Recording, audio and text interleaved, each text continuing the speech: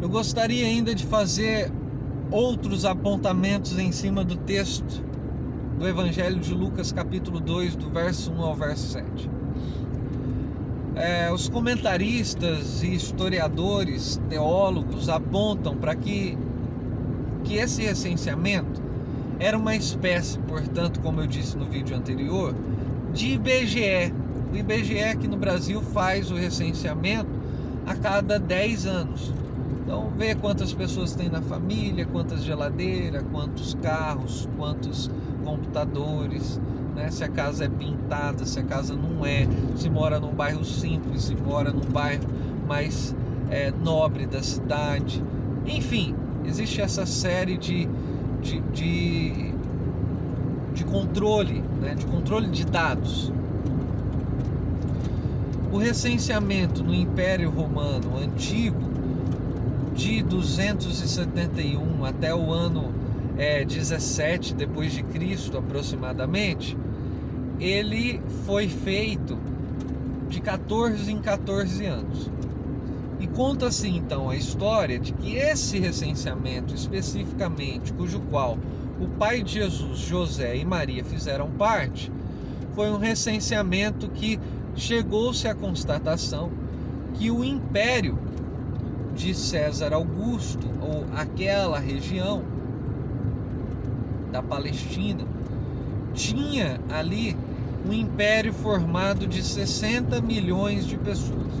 Então isso era um império exponencialmente grande, um império que, além de ser grande, representava nessa quantidade de pessoas uma maior tributação sobre aquelas pessoas, uma maior exploração sobre aquelas pessoas, uma maior cobrança de impostos sobre aquelas pessoas. E aqui eu gostaria de trazer um novo elemento, que é o elemento mais velho que nós poderíamos falar, que é o elemento de que políticos, homens de poder, homens que estão nos domínios das nações, dos impérios, sempre querem sangrar a população. A exploração do povo é algo que se demonstra na história tão claro quanto as águas termais de qualquer lugar límpido desse planeta Terra.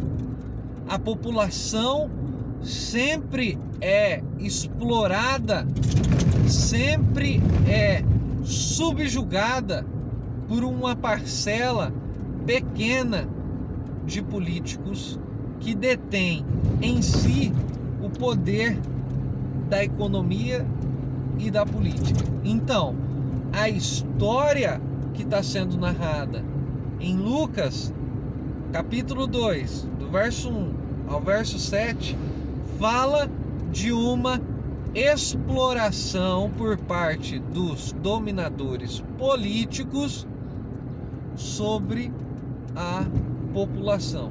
Agora, isso é interessantíssimo, porque essa prática não é nova e, pior, essa prática ainda não terminou, porque nós podemos perceber claramente isso no Brasil e no mundo, que a população continua sendo subjugada e explorada pelos seus governantes, pelas suas autoridades.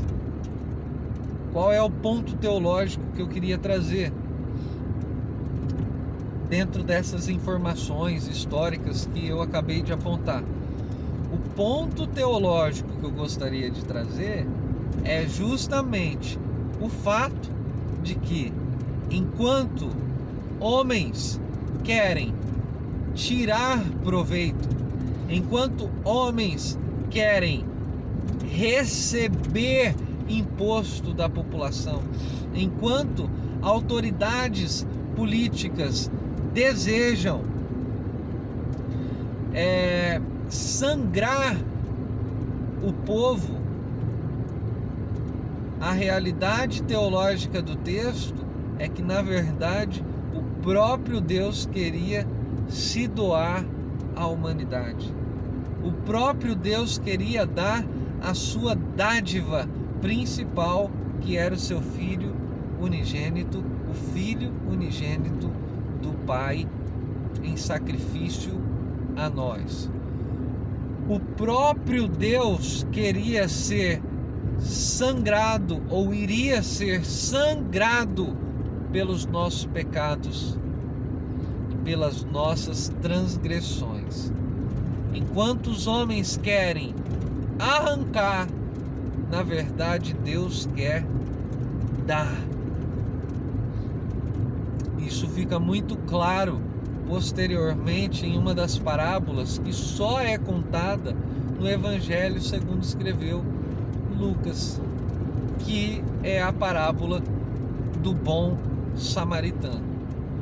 Porque aquele samaritano, ou melhor, aquele homem jogado à beira da estrada, todo machucado, todo ensanguentado, roubado, né?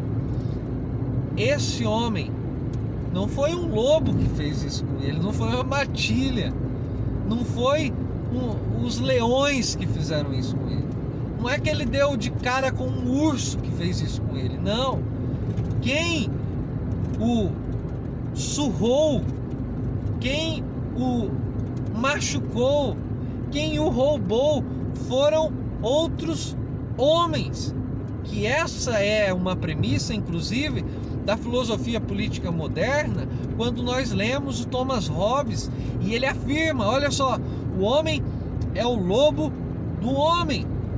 A história da humanidade demonstra essa guerra dos homens contra os homens. Homens destruindo, maltratando, decepcionando, oprimindo, explorando outros homens.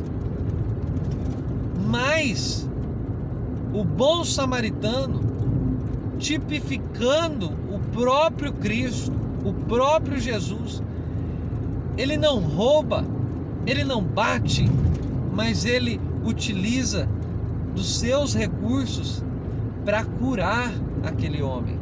E ao invés de roubar, de arrancar dele, na verdade, ele coloca esse homem num hotel, num hospital do mundo antigo e diz: olha só, cuidem dele, curem ele, sarem as suas feridas.